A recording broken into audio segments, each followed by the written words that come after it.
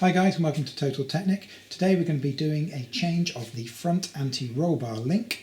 This is for Audi, VW, Seat and Skoda models. The car we're demonstrating on today is the Audi A6. This is the C6 or 4F platform. However, the process for changing these is identical or very, very similar at least across all of the range. So let's take a look at what's involved. Okay, just a quick note on buying the correct one for your vehicle. If you're going non-genuine, as has been fitted to this particular car today, when you make your selection, you purchase these, you want to make sure that it actually comes with the bolts as well, because these bolts have to be replaced because they're stretch bolts each time you replace the anti-roll bar link. So that's very important. These bolts, to do both sides of the car, from Audi, the bolts are around £18 including taxes, which is like $22–23 just for the bolts. So do bear that in mind. So if you're going non-genuine, don't necessarily get the cheapest. Try and find a good one that kind of meets your budget, but definitely comes with the bolts. Another thing to point out with regards to the bolts, just very quickly, is as you can see, we've got two lengths of bolts, and there's a reason for that. These are the Audi original bolts, and you can see they're actually two different types of bolts. They've got the same head size. You see this is a straight, kind of pretty standard bolt, and this bolt has a kind of a slightly tapered end and is a little bit shorter. Hopefully you guys can see that all right there. Now when you, well, not always, but very often, because these non-genuine sets are designed to fit various models of Audis and VWs, etc. Across the whole VAG range. Sometimes you'll have a long bolt and a short bolt, and sometimes you'll have two long bolts, two nuts. The principle is exactly the same. So you can see this particular set came with two bolts and two nuts. However, as you'll see, for our application we'll be fitting two bolts and one nut. So what we've had to do is that we've actually had to cut this and grind this back to get this to the correct length to match the thread on the shorter bolt. So do bear that in mind. A couple of things to think about. So when you're choosing your anti-roll bar links, you might want to check whether it comes with the two different types of bolts, and if not, you're going to have to budget to buy the second one, or as we have done, you may have to adapt it. But do bear that in mind, depending on your particular application. Another little thing just to point out on the way that these fit, there's no kind of top and bottom, if you like, so obviously they're interchangeable. The same part can be fitted on either side of the car. However, there is a front and a back, and if you look at the this side of it, you see it's a completely different shape to what we've got on the back. On the back there, we've got this kind of extra little kind of ridge section. If you look at the original one, obviously this one's quite perished now, which is why it's been replaced. But you can see that ridge section is actually fitted at the back there in the gap in between, and on the front that's just the kind of tapered section. So literally it'll be fitted in, back in like that, so something to bear in mind. So first thing we're going to do is attack the upper bolt, and I'm going to attack the actual bolt head, which is obviously at the rear there. That's the nut side and that's the bolt side. I'm going to attack that and just get that so it starts to move. And once it starts to move, obviously we need to counter hold the nut at the front there. Now ideally what you want to get on there is your wrench, half-inch wrench, extendable if you can. So it takes quite a lot of torque to get it released first of all. However, because we've got the xenon headlight option on this car, we've got the sensor just in the way there. I'm just going to use a long spanner.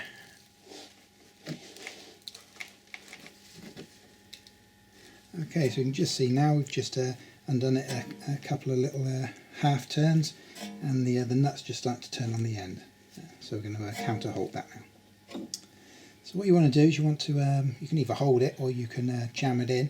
I'm going to jam it in. I'm just going to put it in there. So as I turn that, that'll hit the bottom of the suspension strut there, and then I can undo it. I say you can counter hold it, but it just makes life just that little bit easier. So once you've got this slackened off a little bit, you'll be able to change this to, like I say, if you don't have the xenon option, you'll have a bit more space to get a nice wrench in there. When this loosens off, we can change this to a ratchet spanner. So I'll swap to a 3/8 wrench now. Gives a little bit more space. Couldn't quite get in there with a half-inch.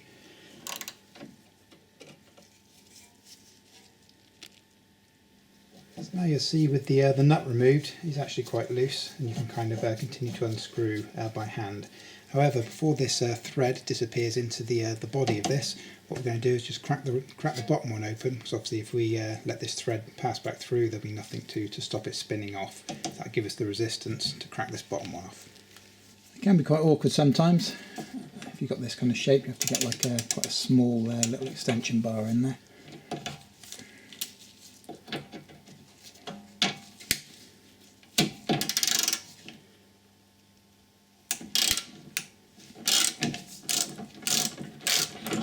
Again, once you've kind of cracked it off, it'll only be finger tight.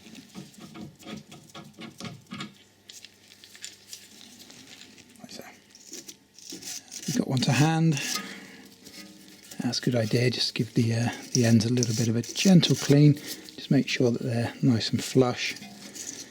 Okay, now what you'll probably find is that the alignment won't be 100% on these until you start to get it moving, if that makes any sense, because this bush has to kind of adjust a little bit to the kind of correct geometry of the suspension.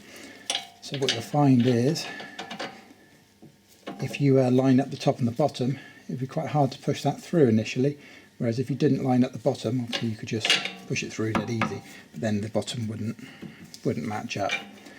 So the best way to do this is to get them both so that they're aligned, like so, and then feed this bolt in, and then start to use the thread to draw it down through the centre of the bush. Keep coming through to about that stage where you've got enough end exposed that you'll be able to start the nut off. So that's about right to get me going. Next, I'm just going to put the bottom one in. Ensure that the thread starts to take for this one.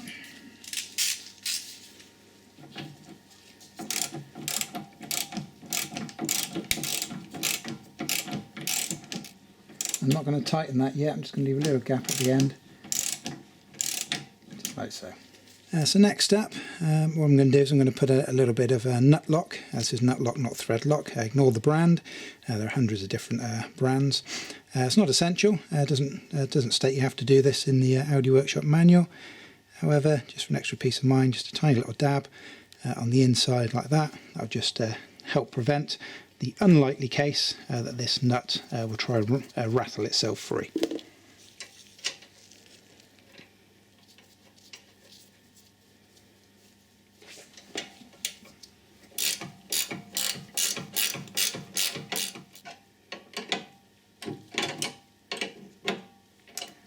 And when you're starting to get near the end, put another spanner onto this, and then what you can do is this will obviously go downward.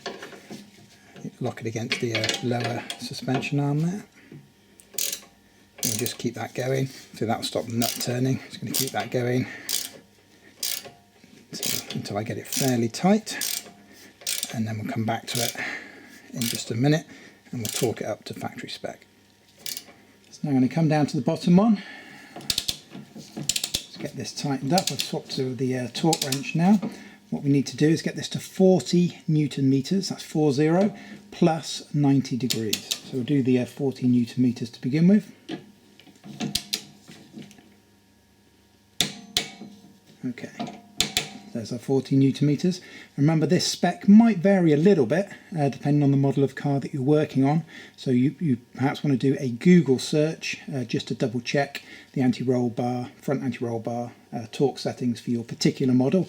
But on the A6 C6 it's 40 plus 90. So we'll do the 90 degrees next. Okay, so we've done it up to 40 Newton meters, and obviously it's 40 Newton meters plus 90 degrees. So what we want to do is come, obviously a quarter of a circle, so I'm going to come from facing directly downwards, bring it back up to, if you're going from say 6 o'clock to 9 o'clock, if you imagine it as a clock face. So there. So that one's done.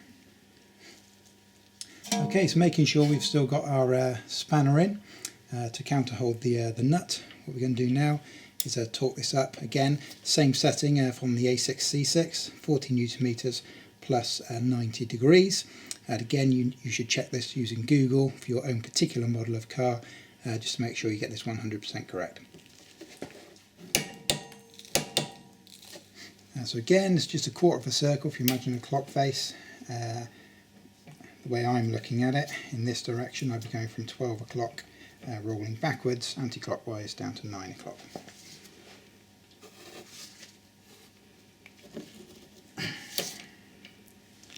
And that was done.